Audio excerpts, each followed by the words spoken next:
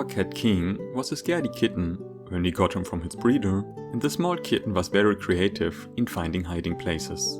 But let's start at the beginning. King's breeder lived in Braunschweig, which meant a 2 hours long drive home with the little guy. He was already 6 months old, which is rather late for buying a kitten, but still adoringly small. But the long drive and the new environment scared him a lot.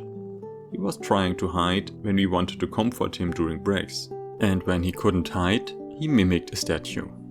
It was abundantly clear that he needed some time to adjust to the new situation, so we prepared some cat food, some water, and the cat toilet and went to sleep. Our new cat had left the cat carrier on the next morning, and we guessed he found a better hiding spot. And he did. We didn't see him for the next 3 days, but someone was eating the cat food and was using the cat toilet during the night. But we grew curious. Where was the little guy hiding? He even left us some hints. Every morning, we found a new trail of dust bunnies telling us about his adventures. After 3 days, we finally found him. In this very narrow gap between the wall and the radiator next to our washing machine in the bathroom. And he looked stuck.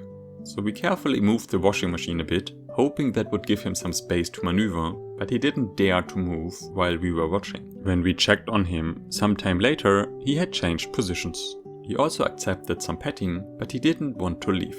Relieved, we left him on his own devices again. And he was gone later. We couldn't find him again, although we searched thoroughly. We still had proof of his existence, since someone was eating the cat food and left more dust trails. After another 2 days, we were preparing breakfast and our dishwasher meowed. We finally found him. At the end of our kitchen, behind the freezer, was a small gap. This allowed him to get behind our dishwasher, oven and cupboards. To be on the safe side, we didn't use oven and dishwasher for a couple of days. After around a week of being with us, he became braver and started exploring during the day. Often we could see a small head peeking around a corner, but he would stop once he felt noticed, so we tracked him indirectly. We placed some mirrors so we could peek around corners as well. We could use the reflections in our windows at night, and of course the front cameras of our smartphones.